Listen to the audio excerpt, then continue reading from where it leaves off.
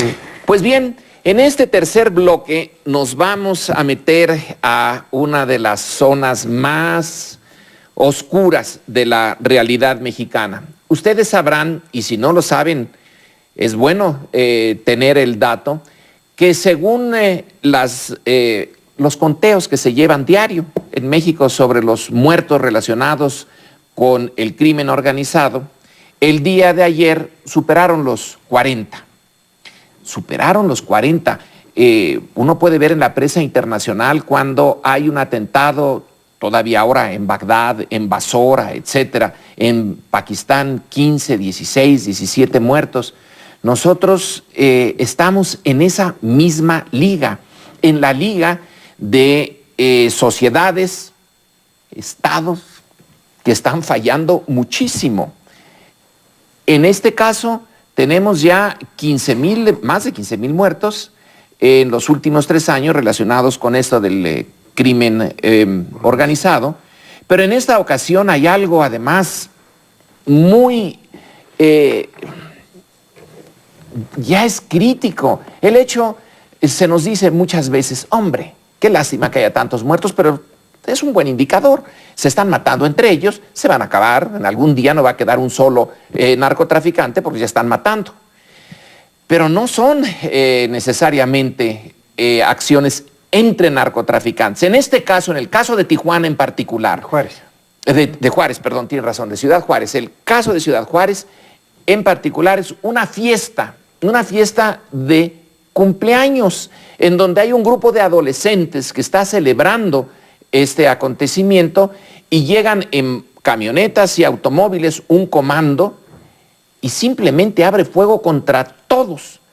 Esto ya, cuando esto sucedió en Columbine, allá en Colorado, en Estados Unidos, bueno, fue tema de días y días y días, y la sociedad norteamericana se cuestionó a sí misma cómo es posible que se hayan podido asesinar a adolescentes en una escuela. ¿Dónde estamos? Estamos cuestionándonos nosotros así porque si no lo hacemos, deberíamos. Esto sí que es realmente para cuestionar a fondo en dónde estamos, tanto en la guerra contra el crimen organizado como la sociedad misma, la convivencia, el tipo de convivencia que tenemos en México. Enero negro, realmente porque es el mes que más asesinatos ha habido desde que empezó esta lucha contra el narcotráfico. Reportaban hoy los periódicos 891 solamente en enero. Y en efecto son más del lado de que se están matando entre ellos, lo cual tampoco nos lleva a ningún lado. Pero hoy mencionaban la cifra de 22-1. La repito, no lo sé si tiene alguna base dura. Pero esto que nos platica Lorenzo de lo que ocurrió ayer en Ciudad Juárez es, en efecto, matan a 14 muchachos y hieren a otras 14 personas en una colonia popular en Ciudad Juárez, una fiesta de adolescentes. Y aquí el comentario que yo quiero hacer, ligando con lo que decías tú hace un momento, Sergio, de la falta de seriedad también de nuestros locutores, de nuestra, digamos, del trabajo también periodístico y demás, es, hoy lee uno toda la prensa, los diferentes periódicos, yo no tuve oportunidad hoy de escuchar los noticieros radiofónicos, y sí, me relatan qué fue lo que pasó, llegaron otros tantos 20 sicarios, etcétera. No tengo una sola explicación que compartir con nuestro público, con ustedes, de por qué ocurrió. ¿Por qué los sicarios fueron a esa colonia? ¿Por qué se metieron a una fiesta de adolescentes aparentemente sin ningún lío con el narcotráfico? No nos dicen si sus padres estaban ligados al narcotráfico o eran muchachos drogadictos. O sea, ¿por qué Ciudad Juárez con esos niveles de violencia y por qué en particular, como nos lo preguntamos con el famoso michoacanazo, cuando la granada en el día 15 de septiembre o el día de la celebración del 15 de septiembre en la Plaza de Morelia, bueno, que se estaba ya el crimen organizado metiendo con la sociedad y eso era una muy mala noticia. No hemos escuchado de las autoridades, ya no voy a decir de los periodistas, de las autoridades, una mediana explicación de por qué se están metiendo como se metieron hace un mes con los muchachos, los 2 adolescentes que también acribillaron en Tijuana. ¿Qué está pasando? Yo sí quisiera una explicación y creo que como ciudadanos nos la merecemos. Adelanto una que es enmarcada en la lógica de la seguridad. Es terriblemente elemental. Es el Estado ausente, totalmente ausente de Ciudad Juárez por una combinación de factores económicos, las maquiladoras, demográficos, sociológicos, la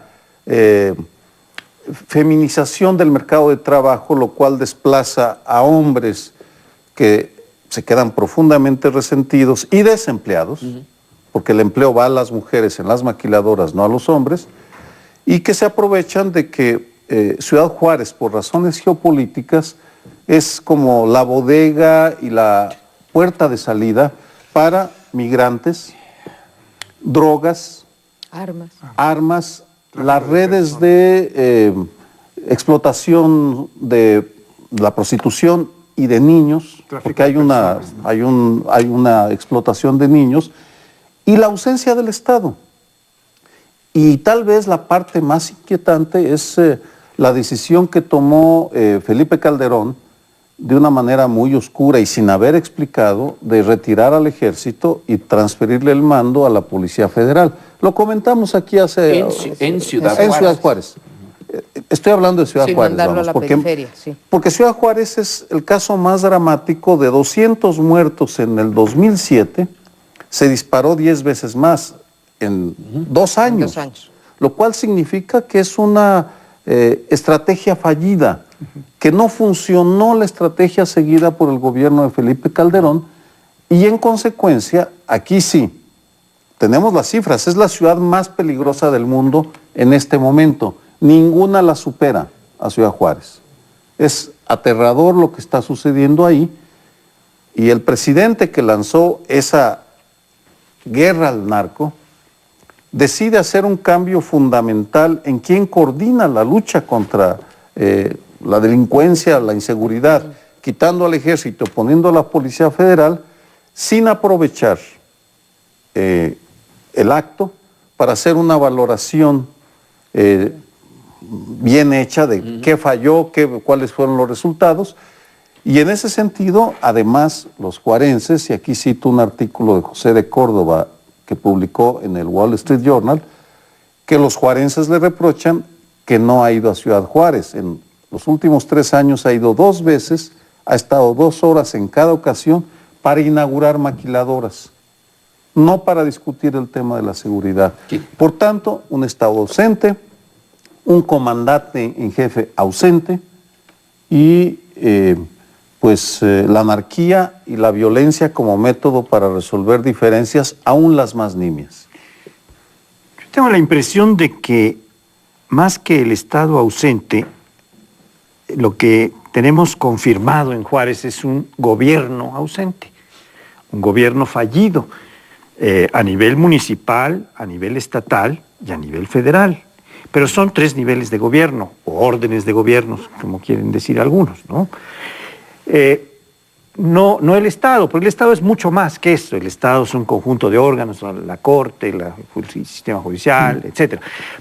Pero claramente sí hay un gobierno ausente, fallido, que no está cumpliendo con sus tareas fundamentales, las que la ley le marca, ¿no? Hay por ahí la nota de que el secretario de Seguridad Pública está renunciando para ir a buscar la candidatura a la presidencia municipal de Juárez. Imagínense, con un Estado ausente y el secretario de Seguridad Pública renuncia para ir a buscar la candidatura a la alcaldía de Juárez. Bueno, uno dice, caray, no solo aquí hay ausencia, sino que hay gentes que van a operar como antigobierno porque han mostrado su incapacidad de una manera tal y ahora renuncian a eso para irse a meter más en serio a la posición que debe tener. Bueno, la otra cosa que me gustaría puntualizar un poco es que si bien en Juárez esta explicación que pide María Amparo o este interrogante que se abre de por qué ocurrió eso,